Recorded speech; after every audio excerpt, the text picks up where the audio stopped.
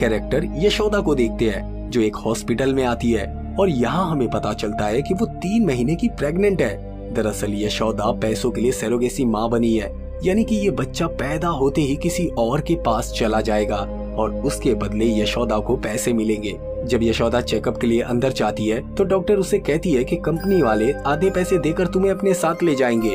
यशोदा की एक छोटी बहन भी होती है और उसे कोई गंभीर बीमारी है जिसके इलाज के लिए उसे पैसों की सख्त जरूरत है, इसीलिए यशोदा सरोगेट मदर बनी है। अगले दिन यशोदा के घर पर एक आदमी पैसों से भरा हुआ बैग लेकर आता है और गाड़ी में बैठाकर वो उसे बेहोशी वाली दवा खिला देता है।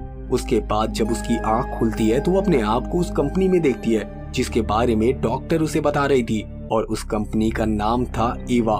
तभी वहाँ मधु नाम की एक लड़की आती है जो यशोदा को समझाती है कि यहाँ पर किस तरह रहना है और खाना पीना है। यहाँ मधु यशोदा से कहती है कि जब तुम्हारी डिलीवरी हो जाएगी तो तुम्हें बाकी के पैसे भी मिल जाएंगे और फिर तुम अपने घर जा सकती हो। दूसरी तरफ एक डॉक्टर पुलिस ऑफिसर ऋषि को रिपोर्ट देते हुए कहता है कि शिव की मौत तो दम घुटने से हुई है। तब ऋषि कहता है कि शिव की मौत तो ब्लास्ट होने की वजह से हुई है।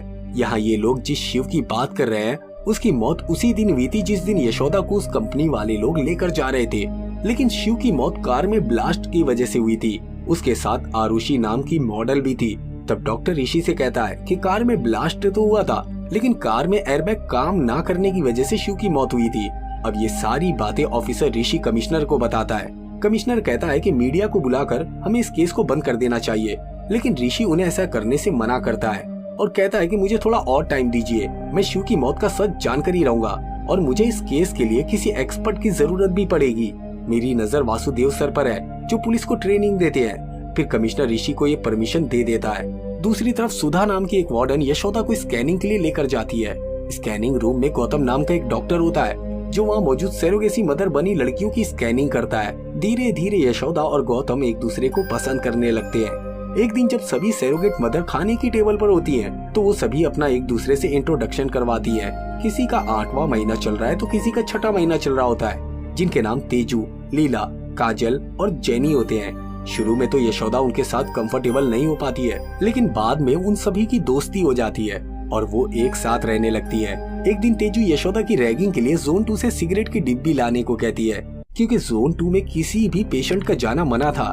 तेजू ने तो ये सब मजा लेने के लिए कहा था, लेकिन जब यशोदा जोन 2 में जाती है तो वहाँ का सिक्योरिटी ऑफिसर यशोदा को देख लेता है और वो उसे वार्न करने लगता है। तभी वहाँ डॉक्टर गौतम भी आ जाता है और वो यशोदा को वहाँ से बाहर ले जाता है और उसे समझाता है कि यहाँ पर सिर्फ डॉक्टर और स्टाफ के लोग ही आ सकते हैं, पेशेंट का यहाँ आना सख्त मना है। उधर वासुदेव सर शिव रेड्डी की कार को देख के बताते हैं कि ये एक प्री प्लान मर्डर था, क्योंकि कार के सारे एयरबैग में केमिकल को इंजेक्ट किया गया था। फिर वासु सर कहते हैं कि हो सकता है ये मर्डर शिव के साथ बैठी मॉडल के लिए हो, क्योंकि अगर वो सिर्फ शिव को मारना चाहते थे तो वो कुछ दिन पहले भी अकेले सफर कर रहा था।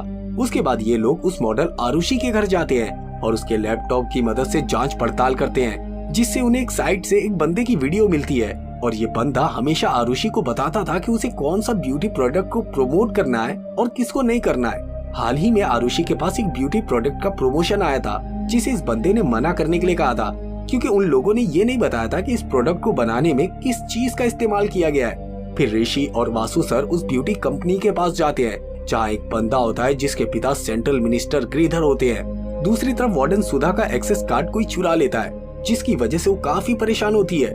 दरअसल उसका एक्सेस कार्ड यशोदा ने चुराया था। दूसरी ओर पुलिस वाले उस बंदे के घर जाते हैं जिसने उस ब्यूटी प्रोडक्ट का प्रमोशन करने से आरुषि को मना किया था, लेकिन वो बंदा तो पहले से ही मरा हुआ होता है अपने ही घर में। जब पुलिस उसके घर की तलाशी लेती है तो उन्हें फ्रीजर में एक केमिकल मिलता है। उसके बाद ऋषि उस केमिकल को अपने फ्रेंड के पास भेजता है उसे टेस्ट करवाने के लिए। फिर वो फ्रेंड ऋषि को कॉल करके बताता है कि कुछ दिन पहले जो ओलिविया नामी एक्ट्रेस का मर्डर हुआ था उसके बॉडी में भी एक मिस्टीरियस किस्म का केमिकल पाया गया था और जो तुमने मुझे सैंपल दिया है वो भी कुछ इसी तरह का है। इस केमिकल की थोड़ी और जांच करके मैं तुमको इसकी रिपोर्ट भेजता हूँ। लेकिन उसी वक्त कोई अनजान शख्स ऋषि के फ्रेंड को मार देता है। अब सारी लड़कियां आपस में यहाँ अपने आने की स्टोरी बताती हैं, जिसमें तेजू बताती है कि बचपन से उसके पेरेंट्स चाहते थे कि उन्हें लड़का पैदा हो, लेकिन लड़की होने पर उन्हें बहुत बुरा लगा था। तब से तेजू हमेशा के लिए एक लड़का बनने की कोशिश में थी और अपने पेरेंट्स का कर्ज चुकाने के लिए ही तेजू ने ये ऑप्शन चुना था। उसके बाद काजल अपनी स्टोरी बताती है। उसका जन्म एक रेड लाइट एरिया में हुआ था और उसकी माँ एक प्रोस्टिट्यूट थी। लेकिन काजल के पैदा होने के बाद उसकी माँ उसे उस माहौल से दूर रखना चाहती थी, इसलिए उन्होंने उसे गांव भेज दिया। और काजल यहाँ इसलिए आई थी ताकि वो यहाँ से मिलने वाले पैसों से अपनी माँ को उस रेड लाइट एरिया से बाहर निकाल सके। जेनी वहाँ सिर्फ इसलिए आई थी कि उसे आईफोन खरीदना था, उसके पास पैसे नहीं थे। ये सुनकर सभी हंसने लगते हैं। अगले दिन काजल को अचानक से लेबर पेन होने लगता है, इसलिए उसे जल्दी से ऑपरेशन थिएटर लेकर जाया जाता है, जो कि जोन 2 में ही होता है। तभी लीला यशोदा को अपनी स्टोरी बताती है कि वो कठपुतलियों का खेल दिखाने वाले परिवार से है।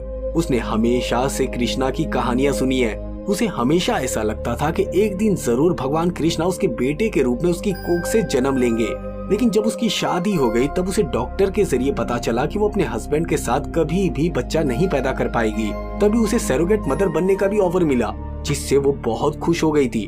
वो अपनी कोख से कृष्णा को जन्म दे सकती थी। वो बस एक बार अपने बेटे का चेहरा देखना चाहती थी।